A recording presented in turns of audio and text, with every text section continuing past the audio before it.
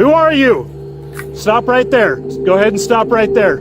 This Idaho state officer is pointing his flashlight at 70-year-old Alan Bruce. He has no idea that the man he just ran into was in the middle of dumping human body parts in a nearby river after murdering, dismembering, and meticulously covering up the crime scene.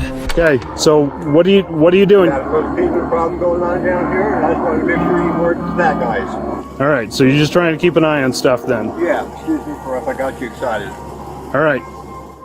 After Alan walks away, it would take investigators days to discover exactly what he dumped in the river, leading them through a twisted maze of misleading clues and disturbing discoveries, and what might be the worst crime these small-town officers will ever uncover. Oh, it stinks bad. You can pick your friends and you can pick your nose, but you can't pick your family. There is no body found. He was reduced down to nothing.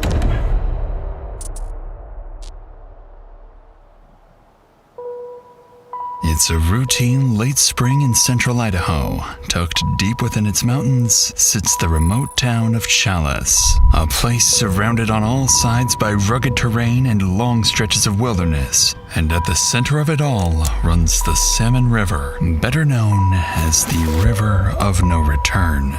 The small town of Challis is home to fewer than 1,000 residents. Crime rates here are remarkably low, and serious violent homicides are unheard of. But that's about to change, because a heinous crime happened somewhere in this town, and what's left of it now is in the Salmon River, waiting to be found. The investigation begins on an early Saturday afternoon, less than a year ago, when an elderly woman walks into the local police station to report someone missing. When he's upset, I'm just surprised he hasn't been back to see. That's why I'm concerned. Yeah. Do you know what he was wearing last when he left? Pair of boots, blue jeans, and I think it was a dark t-shirt and baseball cap, and he's got a little pug rider that is with him everywhere. Who is Patrick to Just you? one of my dear kids that I've taken under my wing. Okay, so not biological. No. Okay. There's a picture. Yeah, picture, okay. Does this picture resemble what he looks like right now? His beard is a little fuller and his hair is in better shape than that. The man in those photos is 47-year-old Patrick Shelton. His adoptive mother, Helen, goes on to explain that Patrick spends most of his time up in the mountains, cutting and selling firewood, often late at night. He's got a chainsaw, usually at least one weapon on him, and his dog Ryder is always by his side. In most missing person cases, it takes days before investigators get a solid lead to work with. But in the town of Challis, that process is about to be cut short. I remember you mentioned something about when you talked about him going to Alan Bruce's.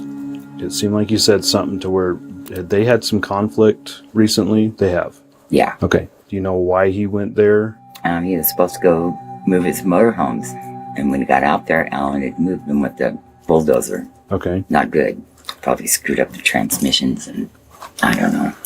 The name Helen mentions immediately rings a bell, because officers know exactly who she's talking about.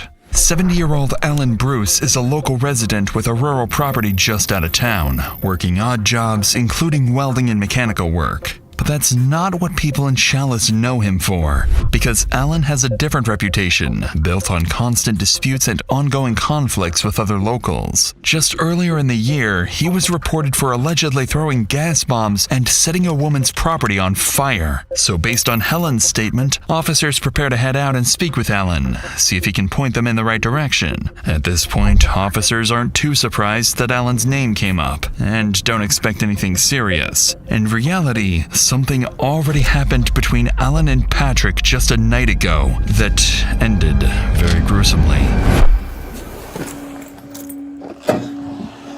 While officers are on their way to question him, Alan is still in the middle of covering things up. In just a few seconds, a deputy pulls up to his property. Hey, Alan. How's it going?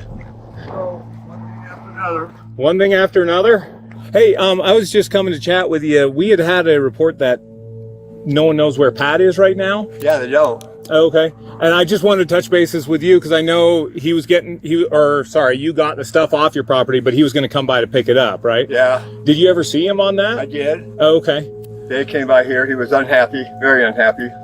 Okay, but it was just all kind of verbal argument or something, or he's just, okay. And he went and got his stuff then, or? Well, he still has some stuff here. He said he wanted to go cut some wood. He needs some money. So he's probably out somewhere out there. Maybe broke down, and I don't know. I'm just trying to create a timeline so I know who last saw him. So when was that he showed up here? 2 nights ago. 2 nights ago? 3 nights ago. Let's see, what is Thursday night? Okay. In the middle of the conversation, the deputy notices something off about Alan's demeanor. His responses are short, controlled, almost rehearsed. But as the deputy continues asking questions, things start to feel even more strange. And then, did he hang around here long, or did he just go right over? Back and forth. Back and forth? Coming back onto the property? Yeah. Does he still have stuff here then? He does. Oh, I didn't okay. get it all out. Oh, okay. Like that shed, that wooden shed is his. Yeah. Oh, okay. The tires in it. And you can see there's a pickup rack just over that board. Oh, just the steel there Yeah, the poking steel- up? steel Oh, that's okay. his. Okay. So he... Wooden rack over there on the back of the tracker, like that. Okay, Tires. just kind of bunch of crap laying around? Right. Okay. So he got some of it, though? Yeah. Do you know where he was taking it to? Taking down his motorhomes. Oh, where are his motorhomes? Right here, you walk over there and you see. Okay. Oh, there? There's his Ram Charger and another one's in front.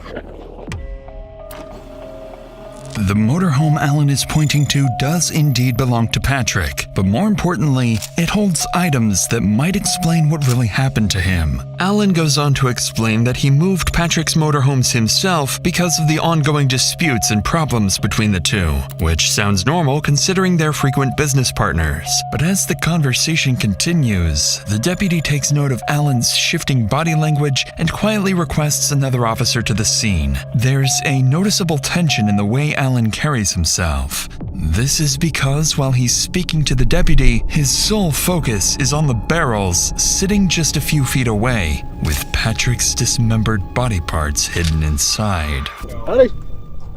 He's riding along with me. I was just on a phone call for a minute, so I didn't want to bring that out here. So did he stay here last night, or? No. Oh, okay.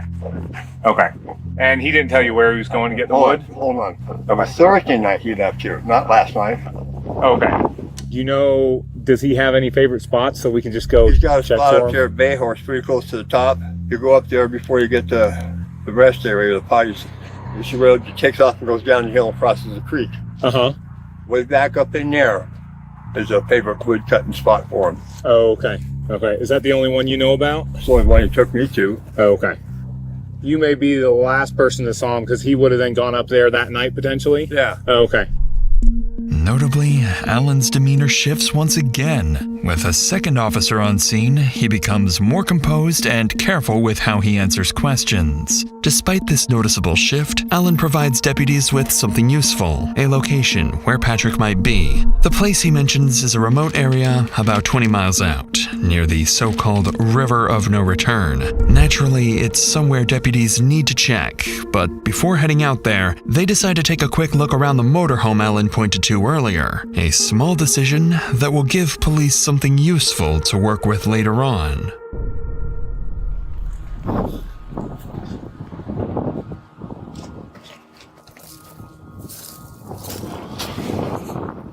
The doors are ratchet strapped closed. Looks like it's cut. Are these your footprints? No. Maybe take a photo of those. Yeah, that one looks open. I think it looks cut. If that is a deadbolt, but that's an additional. I'm assuming Alan had to access it to put it in neutral. Technically, you could be looking at unlawful entry. Clearly, the locks have been tampered with, consistent with Alan's explanation that he moved the motorhome himself. It's a small detail, but one that could give officers grounds to detain him later on, depending on how this unfolds. But without a warrant, officers can't search inside the motorhome, so they step back, leave the scene, and head towards Big Hill, where Patrick might be. At this stage, there is still no confirmed crime. Alan has been forthcoming, and nothing directly points to anything serious just yet. But by the end of this night, police will have more than one suspect on their hands, and what might be the worst crime this town will ever see. But before we get to that, it's important to note that cases like these can affect the mental health of both the officers and the innocent people involved, and stressful situations in everyone's life can often have the same effect. I hit a point where trying to move on wasn't working, and I didn't really have anyone I could talk to without feeling like I was a burden or worrying about how they'd react or what they'd think. And that's when I realized having someone completely outside your life who can give you a clear, unbiased perspective actually makes a huge difference. That's why I've partnered with today's sponsor, BetterHelp. Starting therapy can feel like a huge step, but BetterHelp actually makes it really simple. You take a short quiz, get matched with a licensed therapist, and if it's not the right fit, you can switch anytime at no extra cost, which I think is huge because finding the right therapist makes all the difference. And I'm not the only one who thinks so. Over 6 million people have used BetterHelp, earning it a 4.8 out of 5 rating on the App Store. Click the link in the description or go to betterhelp.com/Dr. Insanity to get 10% off your first month. With that said, let's get back to the video.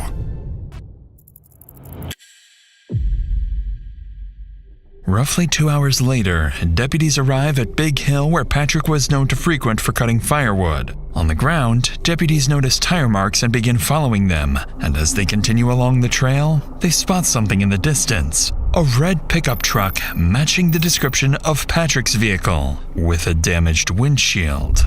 Hello? His windshield. Yeah, I think that's normal. I believe so.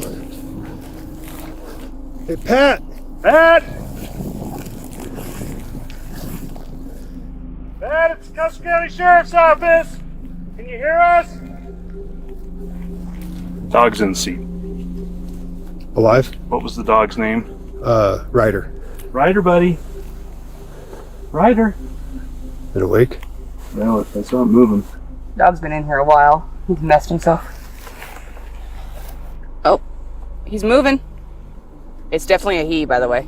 Hi, baby. Oh, you're okay. We're gonna get you some water, okay? Where'd he go? Where did he go? Miraculously, Patrick's dog Ryder is still alive after 2 full days, but he's severely dehydrated. As deputies pull Ryder from the vehicle and give him water, they notice something else. Patrick's chainsaw is missing from the truck, suggesting he might still be somewhere nearby. And while they discuss their next steps, Ryder suddenly begins reacting to something in the air. Dogs like Ryder have a sense of smell up to 100,000 times more powerful than humans, comparable even to trained police canine units. Without realizing it, officers have stumbled onto their strongest lead yet, and Ryder might guide them directly towards the answer they're looking for. Poor buddy. What's up? See that? No. So that makes me think he could be down lower if he would, because his chainsaw's not here. Yeah. He always has wanna his go down for a chainsaw. walk? I'm thinking so. I'll go with you. I kind of want to walk down there and see if his behavior still points that way. Right. Let's walk him. Come on.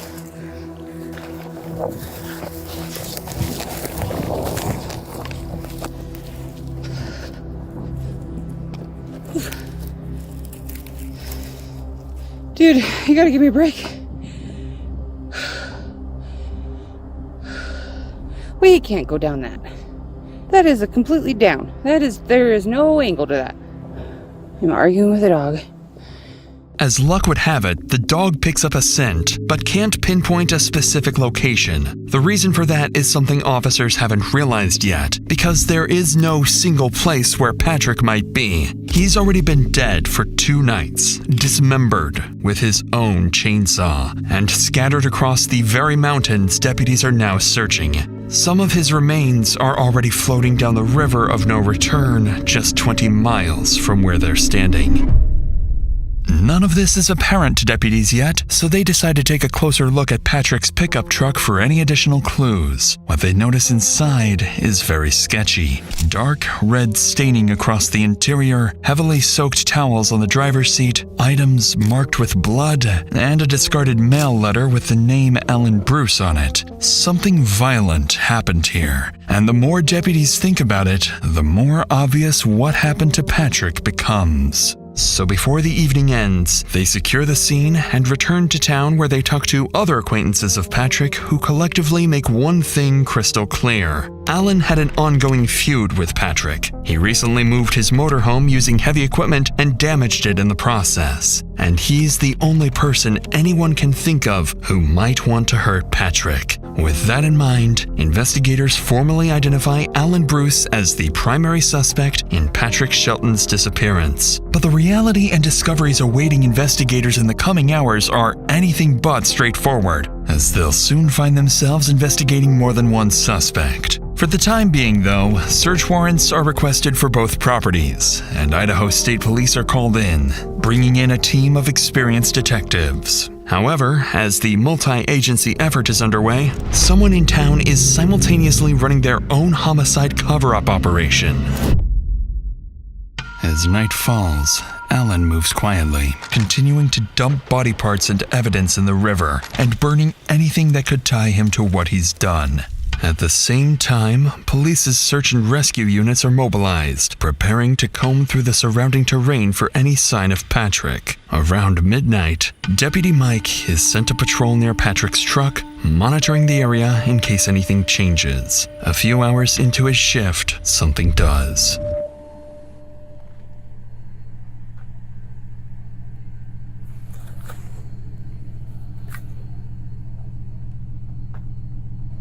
Who are you? Stop right there. Just go ahead and stop right there. So what are you coming out here for? That guy there, Patrick Shelton, that's his stuff. I kind of looking after a little bit. Okay. Car down here, and I try to come down here and investigate, see if someone's ripping him off. Okay. I didn't know it was you guys. Okay, well, I turned my lights on, and you still were shining your light at me. Yeah, you had your lights on me. I couldn't see where I was going. Okay, I'm saying I turned my red and blue lights on. Yeah. And you were still spotlighting me. And then I instructed you to turn it off. I don't like lights in my eyes about as much as you don't. You know, you had yours and mine, so I guess we're even. No, it's not even. Okay, so what are you doing? You're just keeping an eye on Patrick Shelton. Okay. Got a little thieving problem going on down here, and I just want to make sure you weren't that guys. You having a little what problem? Thieving. What? Thievery. Thievery. Okay. Talk to Ethan Kelly about that. He'll tell you. Okay. All right. So you're just trying to keep an eye on stuff then. Yeah, make sure nobody's ripping shit off down here. Okay. So, excuse me for if I got you excited. All right. 270, 240. We can calm down. I'm code 4. Out here, in complete darkness, Alan Bruce suddenly appears. Nothing about this encounter adds up, because at this point, Alan isn't just the last person to see Patrick alive. He's been in a dispute with him, moved his motorhome after he disappeared, and now he's out here in the middle of the night claiming he's checking on Patrick's property and protecting it from theft. In reality, he came here to finish what he started, to destroy evidence he didn't have time to deal with earlier when deputies interrupted him. Worse yet, just minutes ago, he was at the River of No Return a couple miles away, disposing of what was left of Patrick. Deputy Mike doesn't know any of this yet, but this creepy encounter makes it clear that Alan knows something police don't. Unfortunately for him, this is where things begin to crumble, because coming back here tonight is the mistake that's about to collapse his entire cover-up operation. In the the early hours of the following morning, investigators used the overnight developments and the encounter with Alan to accelerate the approval of search warrants. With everything they've seen so far, it's clear Alan knows something they don't, and they need to find out what that is. To do that, they put a plan in motion. First, get Alan off the property, search it, and if any hard evidence is found, bring him back and confront him with it. So while detectives get the search warrants approved, one deputy is sent to Alan's property with a simple objective: get Alan into the car and keep him away from the property to avoid destruction of any evidence. Alan, on the other hand, believes he's already taken care of all the incriminating evidence and that there's nothing left to find. When Deputy Kelly arrives at the lot, Alan has no clue how quickly his entire cover-up plot will come crashing down on him. Hey, Alan. How's it going? Hopefully your day's a little better than when I last ran into you. You said everything was... Well, your truck's still broken down, I guess, so maybe that's not the case. Doing all right? You just hop in the front there. Sure hope he turns up. He's got unfinished business. Yeah, he's still got stuff on your property too to get off too, huh? So, I mean, y'all were getting along for a while there, but then, what happened there even? He just started accusing you of stuff, or? Yeah. And there was nothing I could say to convince him that it wasn't. Well, I appreciate you being available to just chat with them a bit more. They're the professionals. They've got questions I probably didn't ask you. Okay. Even as the deputy tries to subtly probe for more information, nothing useful comes out of it, and Alan sticks to his story. Interestingly, though, Alan appears noticeably more relaxed, likely because he's confident that there's no way police can tie him to a crime. Roughly 30 minutes later, deputies and detectives arrive at the property. While Alan waits inside his car, the discovery of the evidence he failed to cover up starts with Patrick's motorhome.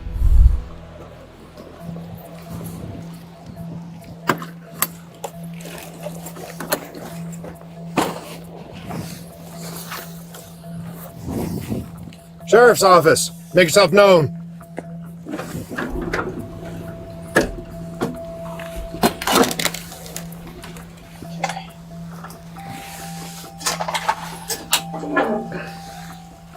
What this is? Got a gun case?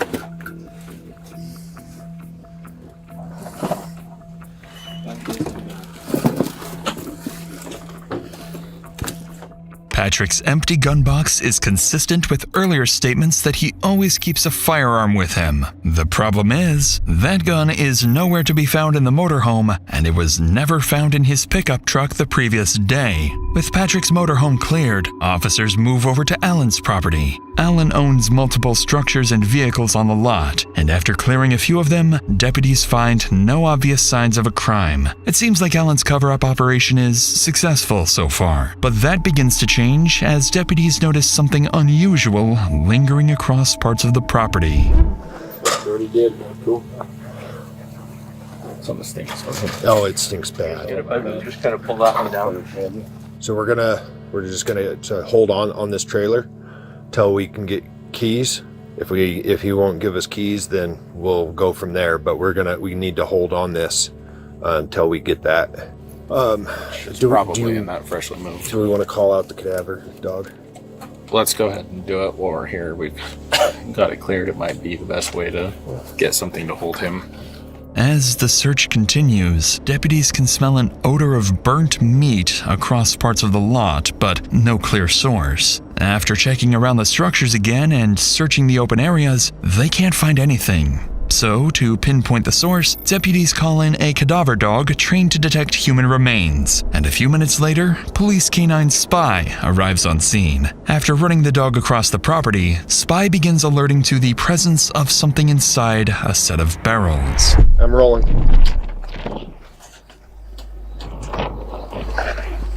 Cleaned out. Yeah. Okay, so let's start looking, yeah. Yeah. No, we got our window. In a burned lot. Ah. Latex gloves, windows. And doggy treats. I'm gonna get a backed up picture. Okay, yeah. Inside the barrel, officers begin to uncover what Alan tried to hide. Broken window glass of a car consistent with a bullet impact, latex gloves, and traces of blood on the filter of a vacuum cleaner. After searching other barrels, officers find night vision binoculars, Patrick's baseball cap marked with blood, and most concerning of all, bone fragments and suspected human remains on multiple pieces of clothing. Additional items are recovered as well, including ammunition and magazines, but no firearms, suggesting the weapons may have been moved or hidden somewhere else. Among the findings, detectives note the missing firearms, the lack of any intact remains, and the speed at which the scene appears to have been cleaned, something particularly peculiar, leading them to consider that Alan may not have acted alone.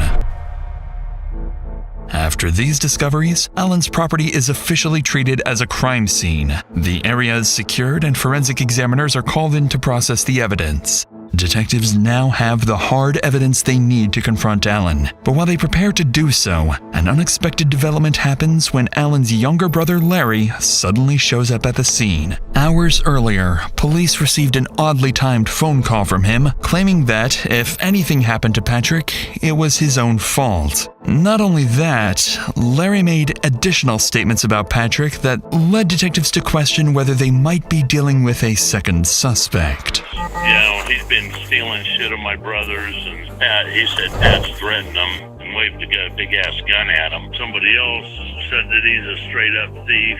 Shelton's an opportunist. He's going to take advantage of anything that he can, if he thinks he can get away with it. Right. Okay, so he was kind of concerned Patrick might do something stupid, use a gun or something. Concerned Pat's going to kill him, Right.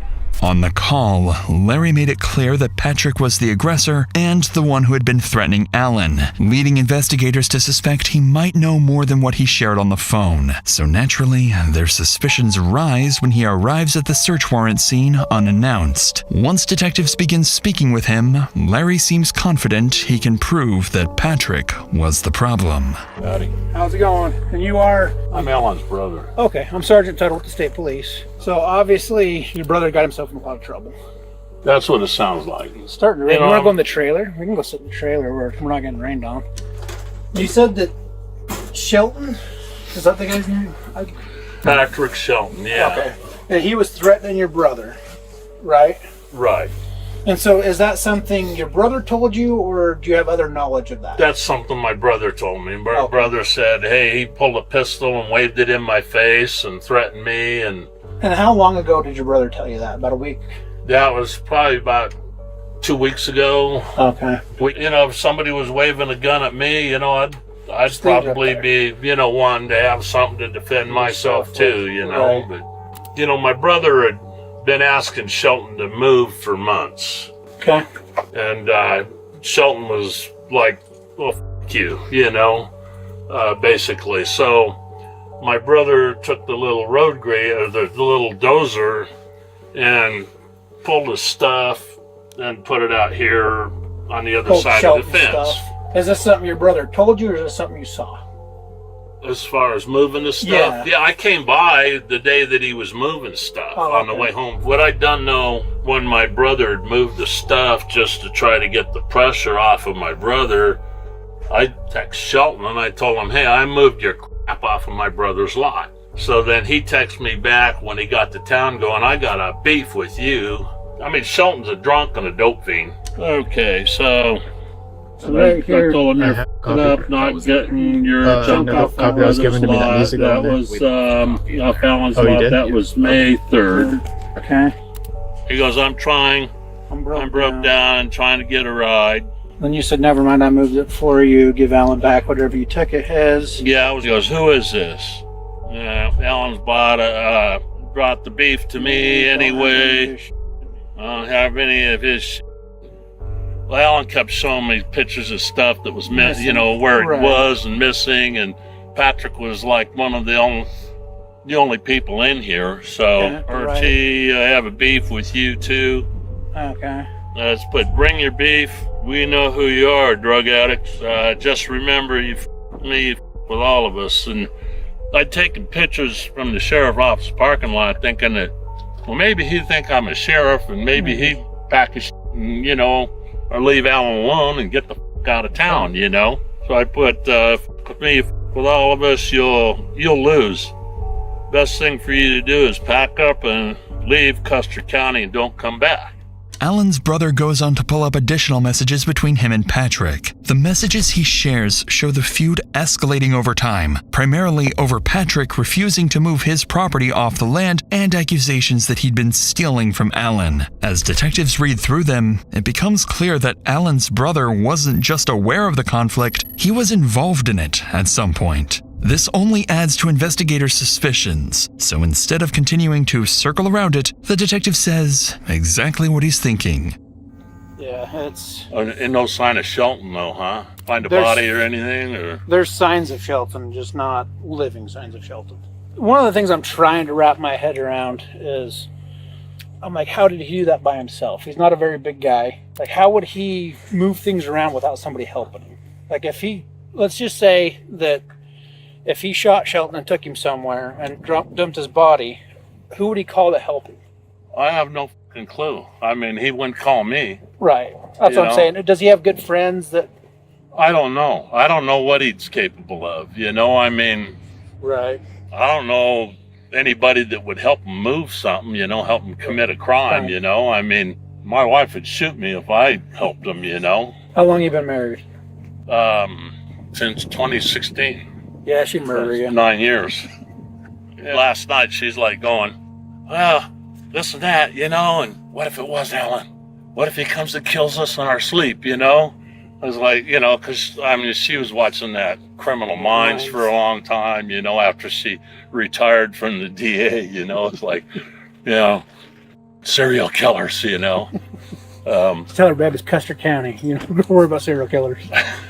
When it's all said and done, everybody will know everything. You can pick your friends and you can pick your nose, but you can't pick your family.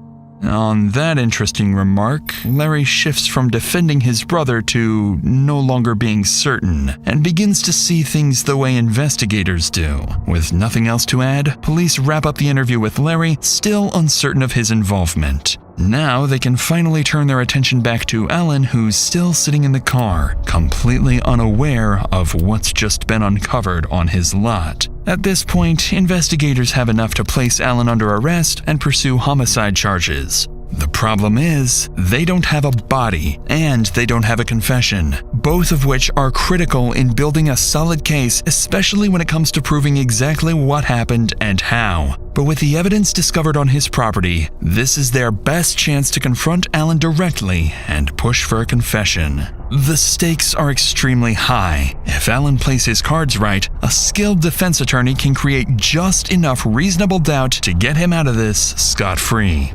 We've got a cadaver dog hitting on other spots on the property that have bone fragments. And the only thing that dog is trained to hit on is dead humans. You know, there was only 2 people here that night, you and him. Right? There's nobody else that I can talk to. Can't find him. And if you didn't do it and somebody else did, can you point me in the right direction? I can't do that. I don't know anybody else is out here. No, that's like I said, I don't either. Even after hearing this, Alan continues his denial. But this is exactly why investigators brought him back to the property. It's a part of a strategy known as crime scene exposure. Experienced detectives use this technique to confront suspects with something directly tied to the crime, like the scene itself or key pieces of evidence. This creates psychological pressure, making it harder to maintain a lie, and often triggering unexpected reactions or slips in their story. So investigators take Alan out of the car and bring him back to the center of the lot, back to the very place where everything likely happened, to see if he will finally break. Well, we want to be able to tell the prosecutor you helped us every which way you could. I can conduct my case and go to prison for the rest of my life. What? I don't know. I can't tell you what the prosecutor... I gotta go through the jury trial now. You don't have to go through nothing right now. Yeah. So the way it works here is he doesn't feel like we should let you stay free, right? So we're still going to continue to investigate this case with your help or without your help. We're still going to dig through. Yeah. I mean, there's still some things that like concern me, like, and I don't know if you were asking about like who drove the truck up in the mountains. Nobody drove it. I towed it up there. Oh, you towed it up there? Yeah. Okay. With which vehicle? My dog. Okay. The tow barn and towed it up here. Oh, okay. What'd you do with the dog? Left it in the truck. I was in dispatcher, but I figured, nah, just leave the truck. Maybe a little bigger more. Yeah. Oh, the dog didn't do nothing. I didn't want to kill it. Yeah. Yeah, it didn't do nothing. Yeah. So, Just, I mean, we're in a rock and a hard place right now, right? It's where we've been all day. It's where we're going to continue to be until we can completely wrap this up and figure out what the hell actually happened. Well, before you take it, I'd like to lock on myself. Okay. Well, yeah, we're not going to leave this unsecured. Yeah, we won't leave it like that, I mean, man. we'll lock it all up and bring you the keys. Close the gate, whatever. No, Yeah. I didn't call. I'm in trouble. Well, that's part of it, but you also destroyed some evidence. What did you? I don't know. I've never been in that situation. Alan, dude, come on. Did you burn a body? Come on. Yeah, I did. And you didn't tell anybody. So, like, look at it from our point of view. You know, we do the right thing for Patrick's family. You know what I mean? We gotta try to find that body. You know, we gotta do the right thing for his family. There is no body found. He was reduced down to nothing. Nothing. Did you chop him up? No, I threw him in a burn barrel with a bunch of wood underneath him. And, yeah, I chopped him up. Like, I took a chainsaw to him. Okay, where's the chainsaw? It's gone. It's gone. Did you throw it in the river? I got rid of it. Believe me, I burned it. You burnt the chainsaw? Yeah. Is it in the barrel? Yeah. And I've never chainsawed a body, but I think there would be like blood and skin and gristle and stuff, you know. Yeah, it was ugly. And so, like, where's that at? How did you clean that up? Took a shovel and rake, ripped up everything I could, walked it down with a hose and put Clorox on it. And the chainsaw's where? Keep the burn barrel and burned it last day. Alan finally cracks, admitting that he shot Patrick, dismembered him, and burned the body before disposing of the remains. With a confession now on record, investigators turn their attention to a critical question. Did Alan act alone, or is there something even darker he's still hiding? But before detectives can press further, Alan makes a surprising claim. You came up with that pistol, we're gonna do it. And we're not arguing. We're not arguing that point. We're just trying to figure out like what you did with the body, how you did it, and where it's at, if there's anything left. Not much. Did you have any help with it? I see if you shoot, shut up, and shovel. Do you see our point? I mean, what we're trying to do at all, Alan? I tried to hide it and get away with it. Yeah. And like I said, we're just trying to, get some closure for his family and present the picture so that everybody understands why you did what you did. Said you better pull the trigger. Mother, things come up with the gun. At that point, it was me or him, but. Despite Alan's claims that he killed Patrick in self-defense, it hardly explains the brutality and concealment that followed. Following this, Alan is arrested and charged with first-degree murder along with multiple additional charges. Later that day, dive teams and officers are sent to the river area where Alan claimed he dumped the remains. But despite extensive search efforts, nothing of evidentiary value is recovered. In the days that follow, police obtain a warrant to search Alan's phone, where they find the most critical evidence in the case. On Alan's phone, detectives find a hostile exchange from May 7th where Patrick texts Alan, "You will be seeing me soon. Make your peace." And Alan responds, "Never be at my place after dark or else." But it's in the camera roll where they find what they had been unable to locate for days. A photo of Patrick, dead inside the cab of his truck with his silver pistol next to him. The photo was taken at 6:25 a.m. on May 8th. When asked about it, Alan claims he took the photo as proof, in case he ever needed it. A couple months later, in July 2025, police receive a call from fishermen reporting a burn barrel floating in a different area of the Salmon River. Officers and divers recover the barrel and transport it for forensic examination, but no human remains or items linked to Patrick are found inside, likely because everything had already been destroyed or lost in the river of no return. As for the missing firearms, investigators later uncover both the rifle and Patrick's silver pistol at the residence of an associate of Allen. The man claims Allen brought the weapons to him asking him to sell them, and with no evidence tying his associates or his brother to the homicide or the cover-up, investigators determined that Allen acted alone. In October 2025, Allen's initial charges were reduced to second-degree murder and destruction of evidence after Allen entered an Alford plea, meaning he maintains his innocence while acknowledging that prosecutors have enough evidence to convict him. In November 2025, a judge denies Allen's last-minute attempt to withdraw the plea and sentences him to 20 years in prison. He must serve at least 10 years before becoming eligible for parole, meaning he will get a chance to walk free in his 80s. But given the severity of the crime, there is a very real possibility he never leaves prison at all.